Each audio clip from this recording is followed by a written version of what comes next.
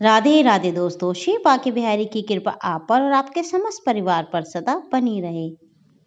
सोमवती अमावस्या, यह अमावस्या वाले दिन किया गया पूजा पाठ व्रत विशेष फलदायी माने जाते हैं। ऐसा कहते हैं कि इस दिन पितरों का तर्पण करने से परिवार में खुशहाली आती है। इस दिन सवेरे उठकर आप गंगा में स्नान करें। अगर आप गंगा नदी में स्नान नहीं कर सकते तो आप घर पर ही पानी में गंगा जल डालकर स्नान कर सकते हैं। स्नान करने के बाद घर के मंदिर में दीप प्रज्वलित करें। सूर्य देव को अर्घ्य दें। अगर आप उपवास रख सकते हैं तो इस दिन उपवास भी रखें। इस दिन पितरों के संबंधित कार्य करने चाहिए। पितरों के निर्मित तर्पण और दान करें। इस पावन दिन भगवान का अधिक से अधिक ध्यान करें। इस पावन दिन भगवान विष्णु की पूजा का विशेष महत्व होता है। इस दिन विधि विधान से भगवान शंकर जी की भी पूजा अर्चना आपको करनी चाहिए। सौभाग्यवती महिलाएं अमावस्या का व्रत भी रखती हैं। ऐसी मान्यता है कि इस दिन व्रत करने से पति की आयु लंबी होती है और परिवार में सुख समृद्धि बनी रहती है। सोमवती अमावस्या का पर्व महिलाओं के लिए विशेष रूप से महत्वपूर्ण होता है। महिलाएं एक बात का ध्यान रखें कि किसी भी अमावस्या तिथि को सर नहीं धोया जाता है। सोमवती अमावस्या के दिन महिलाएं विशेष रूप से पीपल के वृक्ष की पूजा करती हैं। ये एक शुभ और धार्मिक परंपरा है। इस दिन विशेष रूप से महिलाएं परिवार की सुख समृद्धि दीर्घायु की मंगल कामना करते हुए पीपल के वृक्ष की पूजा करती हैं और उसके चारों तरफ फेरा लगाती हैं। पीपल के वृक्ष को हिंदू धर्म में विशेष शुभ माना गया है और भगवान विष्णु का प्रतीक भी माना जाता है। महिलाएं इस दिन पीपल के वृक्ष के चारों ओर 108 फेरी लगाकर उसकी पूजा करती हैं और कच्चे सूत का धागा वृक्ष के चारों ओर लपेटती हैं तो उनकी सौभाग्य और समृद्धि बनी रहती है। सोमवती अमावस्या वाले दिन आप स्नान करने के बाद अपने पितरों को पिंडदान करने के बाद उनका स्मरण करके और उनसे भूल चूक के लिए माफ़ी मांगकर उनके आशीर्वाद के लिए प्रार्थना करते हुए उन्हें कुछ वस्त्र बनियान आदि का दान करने और उन्हें खाने की कोई भी वस्तु आप दान कर सकते हैं। इससे पितृ प्रसन्न होते हैं और अपने जातक को आशीर्वाद प्रदान करते हैं।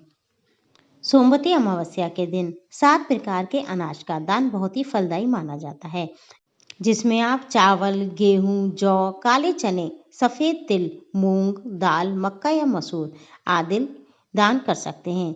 जैसे चावलों को शुभता और गेहूं को जीवन का आधार माना जाता है।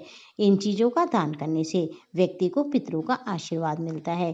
दोस्तों, इस समय सर्दियाँ आ रही हैं तो आप तिल और तिल से बनी चीज़ें भी दान कर सकते हैं। पौष माह यानी साल की आखिरी अमावस्या तिथि सोमवार के दिन पड़ने से इसका महत्व और भी ज़्यादा बढ़ जाता है। सोमवती अमावस्या के दिन भगवान शिव और माता पार्वती की पूजा करना बहुत शुभ होता है, क्योंकि ये दिन भगवान शिव को समर्पित है। मान्यता ये है कि भगवान शिव की आराधना करने से घर में सुख और समृद्धि आती है। इसके अलावा सोमवती अमावस्या के दिन आप किसी भी तरह का तामसिक भोजन ना करें। प्याज, लहसुन इस तरह की कोई भी वस्तु ना तो आपको बनानी चाहिए ना ही घर में खानी चाहिए। अब हम आपको बताएंगे कि सोमवती अमावस्या कब है। दोस्तों, हिंदू पंचांग के अनुसार पौष मास के कृष्ण पक्ष की अमावस्या तिथि 30 दिसंबर को सुबह 4:01 पर प्रारंभ होगी और 31 दिसंबर को सुबह 3:56 पर समाप्त होगी। सोमवती अमावस्या 30 दिसंबर 2024 को मनाई जाएगी। सोमवती अमावस्या वाले दिन स्नान दान का शुभ मुहूर्त सुबह 5:23 से सुबह 6:18 तक रहेगा। इसके बाद स्नान दान का मुहूर्त सुबह 5:51 से सुबह 7:13 तक रहेगा। स्नान दान का यह अभिजीत मुहूर्त दोपहर 12:02 से दोपहर 12:44 तक रहेगा। उदय तिथि के अनुसार अमावस्या तिथि हमें मिल रही है 30 दिसंबर को, इसलिए अमावस्या का जो व्रत है वह रखा जाएगा 30 दिसंबर को।